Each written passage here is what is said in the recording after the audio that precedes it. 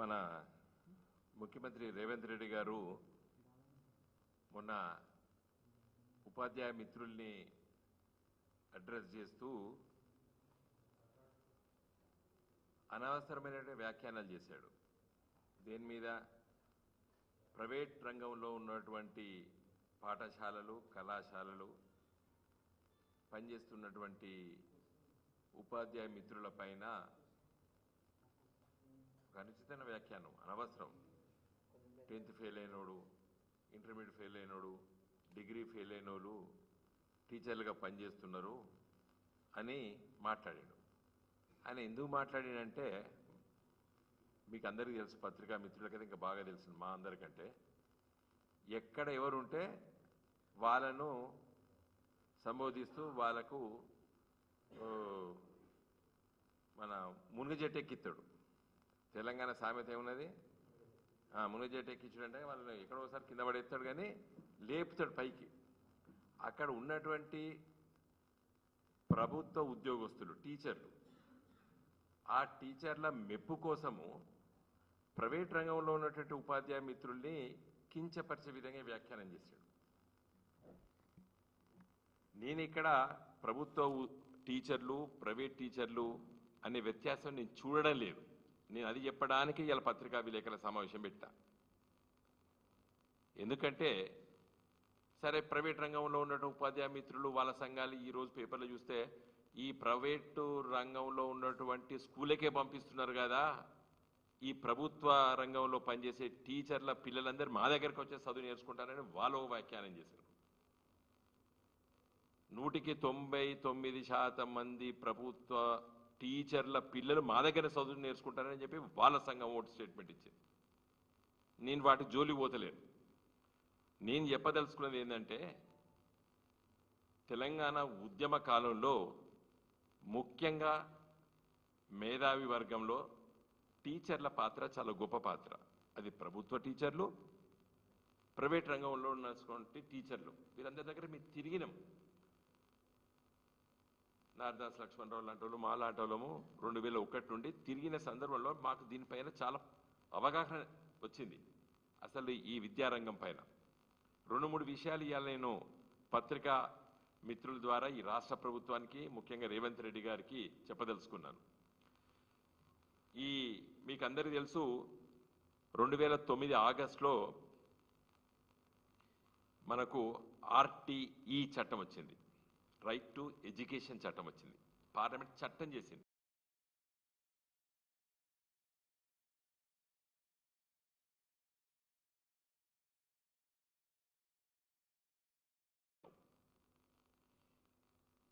దీంట్లో ఈరోజు ఎన్ని స్కూళ్ళు ఉన్నాయి దేశంలో, ఎన్ని ప్రైవేట్ రంగంలో ఉన్నాయి స్కూళ్ళు అనేది చాలామంది ఈ విద్యా విధానంపై విశ్లేషణ చేస్తూ చాలా కష్టపడేటువంటి చాలా సంఘాలు, ఫౌండేషన్స్, మన రాష్ట్రంలో MB ఫౌండేషన్ కూడా చాలా గొప్పగా పనిచేస్తుంది.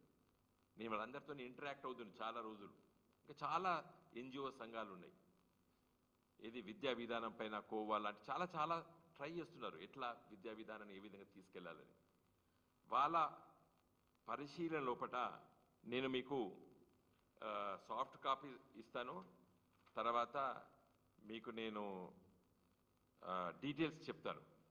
ఈరోజు రాష్ట్రంలో మొత్తం పాఠశాలలో 40,941 ఉన్నాయి. ఈ లెక్కలు చేసేటప్పుడు 23 వరకు ఒక స్కూలు మూతపడవచ్చు, లేదా 2 స్కూలు తెరవచ్చు, అది వేరే విషయాలు. దిస్ ఈజ్ డైనమిక్గా ఉంటాయి, మారుతుంటా ఉంటాయి. కాబట్టి నేను ఈ విశ్లేషణ చేసిన సందర్భంలో వచ్చిన లెక్కల మీకు అన్ని డీటెయిల్స్ ఇస్తున్నాను. 40,941 పాఠశాలలు మొత్తం ఉంటే దీంట్లో ప్రభుత్వ పాఠశాలలో 30,307 ప్రైవేట్ రంగంలో ఉన్నాయి. సరే, 13,000 ఉన్నాయని చెప్పి ఇప్పుడు చెప్తున్నారు. ఆ లెక్క కూడా చెప్తాను. ఇది తీసినప్పుడు ఒక లెక్క ఉన్నది, 11,000 చిల్లర ఉన్నది. సరే, అవి మారుతుంటారు. అయితే మొత్తం విద్యార్థుల సంఖ్య 59,45,222 ఈ లెక్కలు తీసేటప్పుడు. దాంట్లో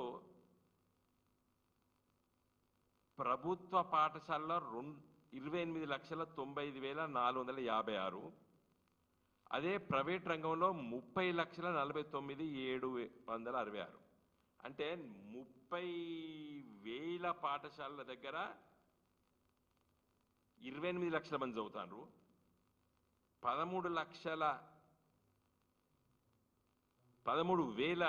స్కూళ్ళ దగ్గర 30 లక్షల మంది చదువుతారు.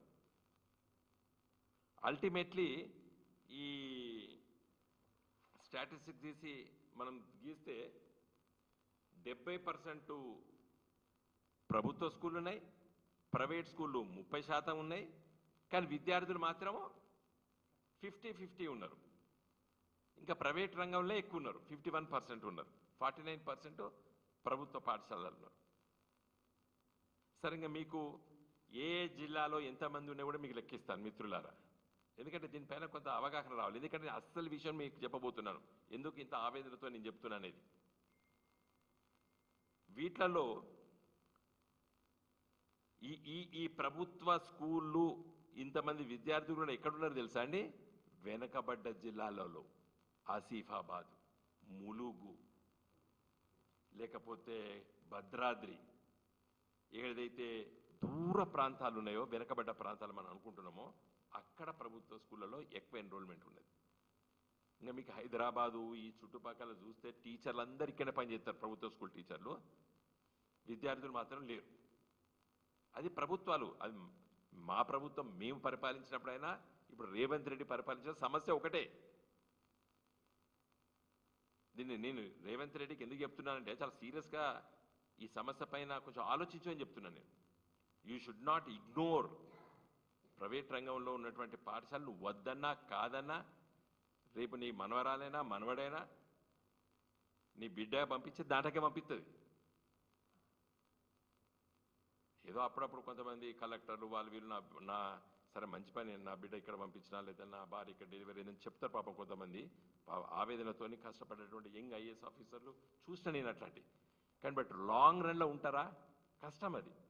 ఎందుకంటే కాంపిటేటివ్ వరల్డ్లో ఎవరి పిల్లలైనా మంచి చదివించుకోవాలని ఒక ఆవేదన ఉంటుంది. ప్రభుత్వ స్కూళ్ళలో మంచి చదువు చెప్తలేరు అనేది కాదు నా అభిప్రాయం, దాని గురించి కూడా చెప్తా. కష్టపడితే ఎంత బాగా చదువుతారు. ఇలా తెలంగాణ రాష్ట్ర ప్రభుత్వము కేసీఆర్ గారి నాయకత్వాన రెసిడెన్షియల్ స్కూల్స్ పెడితే ఆ రెసిడెన్షియల్ స్కూల్స్ పిల్లలు ఇలా టాపర్స్, ఎస్ఎస్సీలో కానీ లేకపోతే ఇంటర్మీడియట్లో కానీ ఎంసెట్ ఎగ్జామ్లో కానీ ఐఐటీలో కానీ నీట్లో కానీ మనం పెట్టినటువంటి గురుకుల పాఠశాల విద్యార్థులు చాలా బ్రహ్మాండంగా చదువుకుంటున్నారు. Where there is a will there is a way. మంచిగా చేయాలనుకున్న దగ్గర దానికి తోవ ఉన్నది. అయితే నేను ఇంత డీటెయిల్గా ఇవి ఎందుకు చెప్తున్నానంటే, భారతదేశము స్వాతంత్రం వచ్చిన తర్వాత పండిత్ జవహర్లాల్ నెహ్రూ గారి నాయకత్వాన మనము మిశ్రమ ఆర్థిక వ్యవస్థను ఎంచుకున్నాం, మిక్స్డ్ ఎకానమీని ఎంచుకున్నాం. అటు ప్రభుత్వ రంగం ఉంటుంది, ప్రైవేట్ రంగం ఉంటుంది. కించపరచదు నువ్వు దాంట్లో. ప్రైవేట్ రంగం పైన నీకు సూపర్వైజరీ అథారిటీ నీ చేతిలో ఉన్నది, ప్రభుత్వం చేతిలో ఉన్నది. నువ్వు 10th క్లాస్ ఫెయిల్ అయిన టీచర్ ఉన్నాడంటే అది నీ తప్పు రేవంత్ రెడ్డి. ఇవాళ డిగ్రీ ఫెయిల్ అయినటువంటి టీచర్ ప్రైవేట్ స్కూల్లో పనిచేస్తుంటే దట్ ఈస్ యువర్ మిస్టేక్. నీకు ఆర్టీఏ యాక్ట్ ఏం చెప్తుంది? కంపల్సరిగా ట్రైన్డ్ టీచర్స్ ఉండాలని చెప్తారు. నా దృష్టిలో ప్రైవేట్ రంగంలో ఉన్నటువంటి స్కూళ్ళల్లో మీరు చెప్పిన మాట ఒక 10 ఏళ్ల కింద 20 ఏళ్ల కింద ఉన్నా కానీ గత 15-20 ఇయర్స్ నుండి ఈ యాక్ట్ వచ్చిన తర్వాత కంపల్సరిగా ప్రతి ప్రైవేట్ స్కూల్లో కూడా ట్రైన్డ్ టీచర్స్ ఉండేటట్టు చూస్తున్నారు, ప్రభుత్వాలు చూస్తున్నాయి. BEd, teacher training certificate TTC, తర్వాత డిఎల్డి,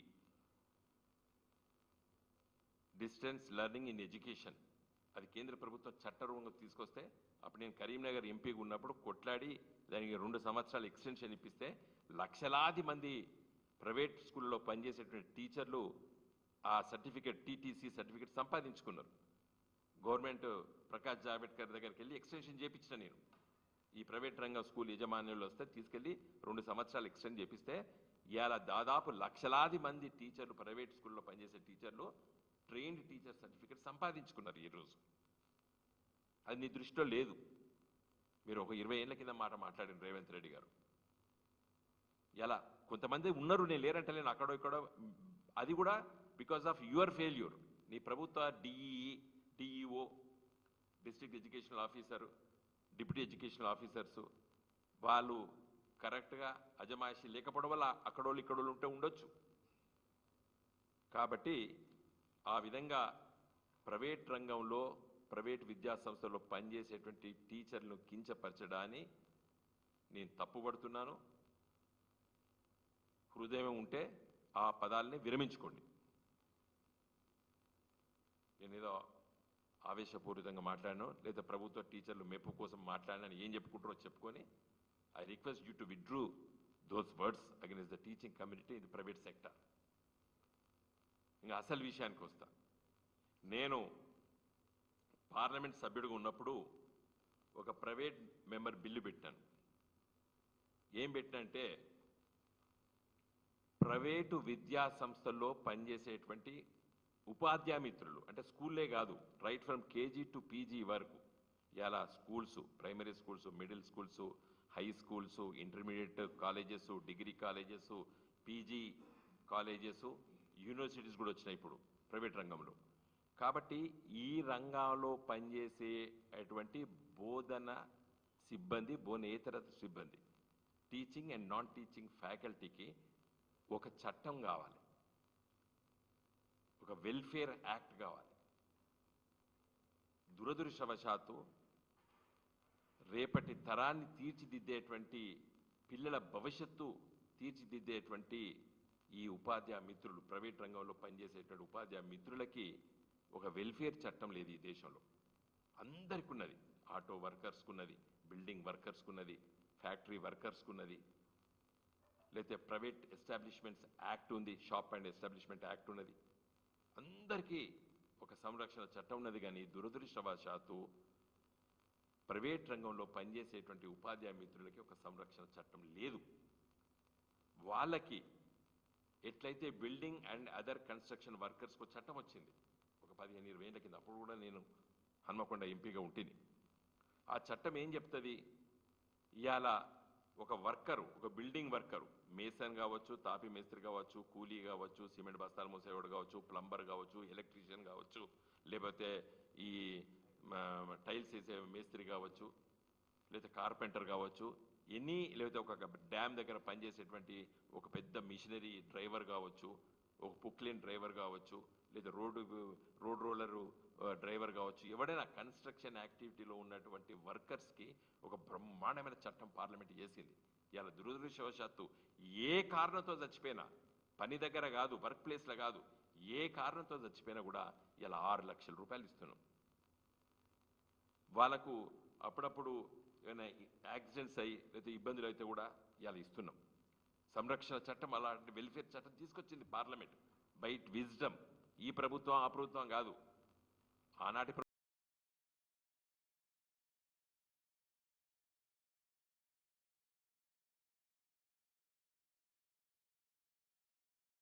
నేను all India non government teaching faculty welfare board and implementation of welfare policy for the teaching faculty working in private institutions registered under Societies and Companies Act కింద ఉండేటువంటి teachers, ఇలా schools, colleges society కింద పెట్టుకోవచ్చు, company act కింద పెట్టుకోవచ్చు supreme court తీర్పు తర్వాత.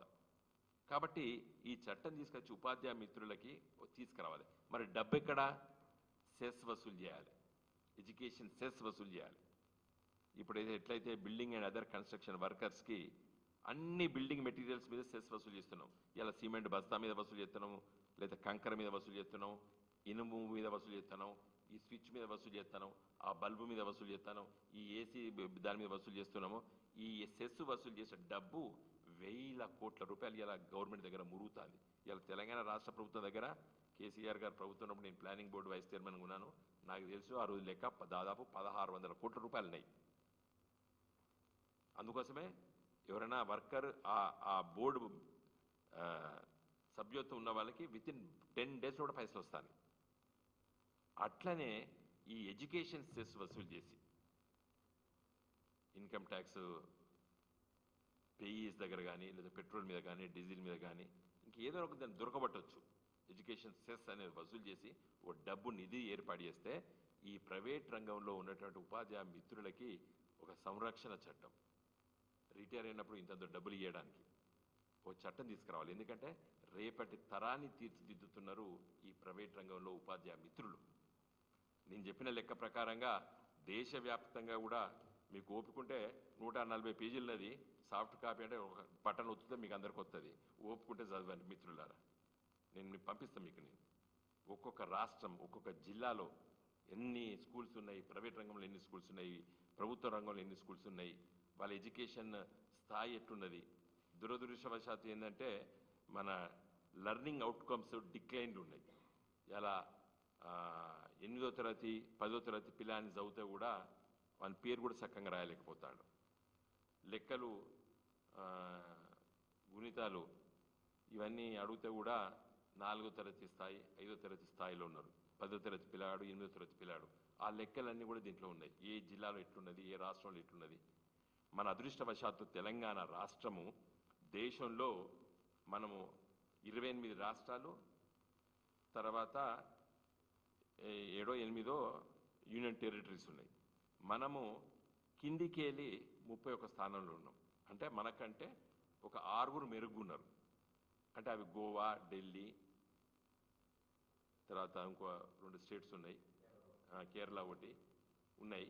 మన విఆర్ అంటే మంచి లో మొత్తం దేశంలో ఉన్నటువంటి 28 రాష్ట్రాలు యూనియన్ టెరిటరీస్ కలిపితే మనం 6వ స్థానంలో ఉన్నాం. మన దగ్గర కూడా ఇంకా మెరుగు చేసుకోవాలి. కేరళ, తమిళనాడు కొన్ని రాష్ట్రాలు మనకంటే మెరుగున్నాయి, కానీ చాలా రాష్ట్రాల కంటే మనం మంచి స్థానంలో ఉన్నాం తెలంగాణ రాష్ట్రం. దానికి కారణము ప్రభుత్వ ఉపాధ్యాయ మిత్రులు, ప్రైవేట్ రంగంలో ఉపాధ్యాయ మిత్రులు.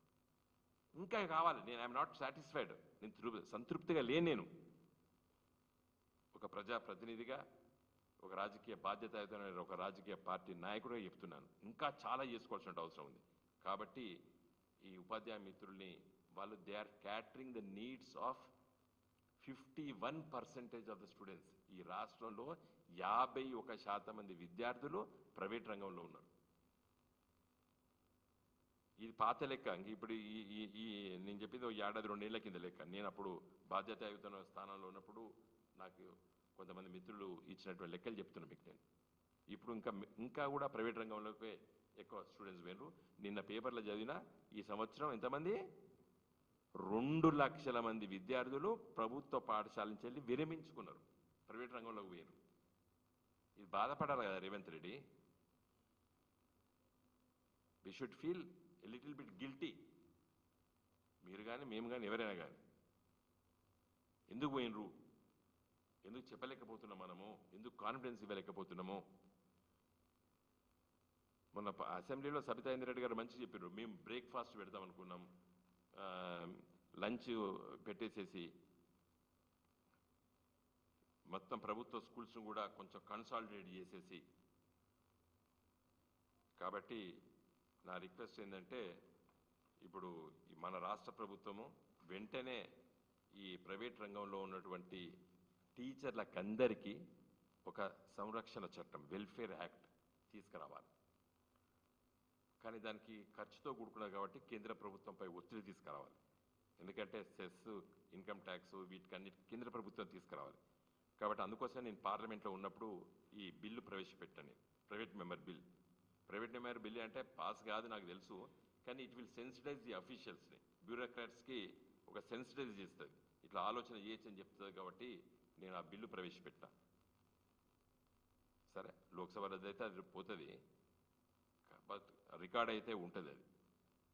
కాబట్టి దయచేసి నా రిక్వెస్ట్ ఏంటంటే ఈరోజు ఈ పత్రికా విలేకరుల సమావేశం ద్వారా ఈ దేశంలో ఉన్నటువంటి రాజకీయ పార్టీలని, ముఖ్యంగా మన తెలంగాణలో గెలిచినటువంటి 8+8 బడ్జెట్లో 0, కానీ అట్లీస్ట్ వీరి గురించి నేను మాట్లాడి ప్రైవేట్ రంగంలో ఉన్నటువంటి టీచర్లకి ఒక మంచి సంరక్షణ చట్టం తీసుకురావాలని చెప్పి మరి నేను కోరుతున్నాను. వచ్చే రోజుల్లోపట, రానున్న రోజుల్లోపట నేను ఆ ఉపాధ్యాయ మిత్రుల సంఘాలతో మాట్లాడినాను. ఆ సంఘాలంతా బలంగా లేవు, భయపడతాయి, ఎందుకంటే ఈ మేనేజ్మెంట్లకి. కాబట్టి నేను కొంత తిరిగి 1,00,000 మంది ప్రైవేట్ రంగంలో ఉన్నటువంటి టీచర్లని హైదరాబాద్కు తరలించి ఒక పెద్ద సదస్సు పెట్టి మనము ఆలోచన రేకెత్తించాలి. ఎట్లయితే ఒక కార్మికుడికి మాకున్నదండి, మాకు అడ్వకేట్స్కి మర్చిపోయినా నేను చెప్పడం, మన జి నారాయణరావు గారు స్పీకర్ ఉండే, ఎన్టీ రామారావు ముఖ్యమంత్రి ఉన్నప్పుడు ఆయన అడ్వకేటు, మన లక్ష్మణరావు గారు మేము అడ్వకేట్లము. ఆయన ఎంత మంచి చట్టం తీసుకొచ్చింది తెలుసా, అడ్వకేట్స్ వెల్ఫేర్ ఫండ్ యాక్ట్ అని పట్టుకొచ్చాడు 85లో. ఎన్టీ రామారావు అన్నాడు ఈ ప్లీడర్లకి ఏంది, ప్లీడర్లు అంటారు ఆంధ్రోలు, ఈ ప్లీడర్లకి ఎందుకు అన్నాడట. నారాయణరావు గారు అన్నారే మేము కొట్లాడితే మా దాంట్లో కోటు వేసుకుంటాం కానీ అందరు పరేషాని బహార్, మా బాధలు మాకున్నాయి. ఆయన యాక్ట్ తీసుకొచ్చాడు జి నారాయణరావు గారు అడ్వకేట్లకి. ఏం తీసుకొచ్చాడు, ప్రతి వకాలత్ మీద వెల్ఫేర్ ఫండ్ టికెట్, అంటే మీరు క్లయింట్ మీ బెయిల్ పిటిషన్ వేయాలి, నువ్వు ఒక 5 రూపాయలు టికెట్ పెట్టి గవర్నమెంట్కు ఇస్తావు, నువ్వు ఒక సూట్ వేస్తావు, నువ్వు ఒక 5 రూపాయలు, అంటే రోజు వందలాది వకాలతులకి వచ్చేటువంటి 5 రూపాయలు. ఇప్పుడు ఎంత అయిందో నాకు తెలియదు, 100 అయిందట. నేను అప్పుడు 85 5 రూపాయల టికెట్ అది. అప్పుడు అట్లా వస్తే లక్షలాది రూపాయలు మాకు అడ్వకేట్స్కు ఫండ్ వచ్చింది.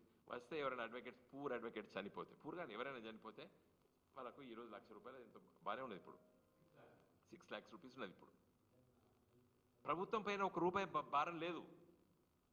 జి నారాయణరావు గారు పట్టుబట్టాడు. ఎన్టీ రామారావు అంటే 2-3 ఎన్టీ రామారావు బిల్లులు పంపిస్తే ముఖ్యమంత్రి తీసి పక్కా పడేసినట్టు స్పీకర్ కాబట్టి. ఇంకా అప్పుడు ఎన్టీ రామారావు పోయి అది ఏందని నీకు ఏం కావాలంటే మా వెల్ఫేర్ అండ్ ఫండ్ యాక్ట్ పెట్టు. అందుకే we owe to G Narayana Rao గారు speaker, the then speaker of Andhra Pradesh legislative assembly, మా అడ్వకేట్స్కి ఆయన తీసుకొస్తే దేశవ్యాప్తంగా అన్ని రాష్ట్రాలు అలాంటి చట్టాలు తీసుకొచ్చినాయి. అంటే ఒక అడ్వకేట్స్ వెల్ఫేర్ ఫండ్ ఎట్లయితే ఉన్నదో, ఎట్లయితే కన్స్ట్రక్షన్ వర్కర్స్కి వెల్ఫేర్ ఫండ్ ఎట్లదో, అట్లే private school teachers, private junior college టీచర్స్కి, డిగ్రీ కాలేజ్ టీచర్స్, ప్రభుత్వ విద్యా సంస్థలు కాక ప్రైవేట్ రంగంలో ఉన్నటువంటి విద్యా సంస్థల్లో పనిచేసేటువంటి టీచింగ్ స్టాఫ్, ఉపాధ్యాయ మిత్రులకి ఒక వెల్ఫేర్ చట్టం తీసుకురావాలని చెప్పి కూడా మేము ప్రయత్నం చేస్తాం. జై తెలంగాణ.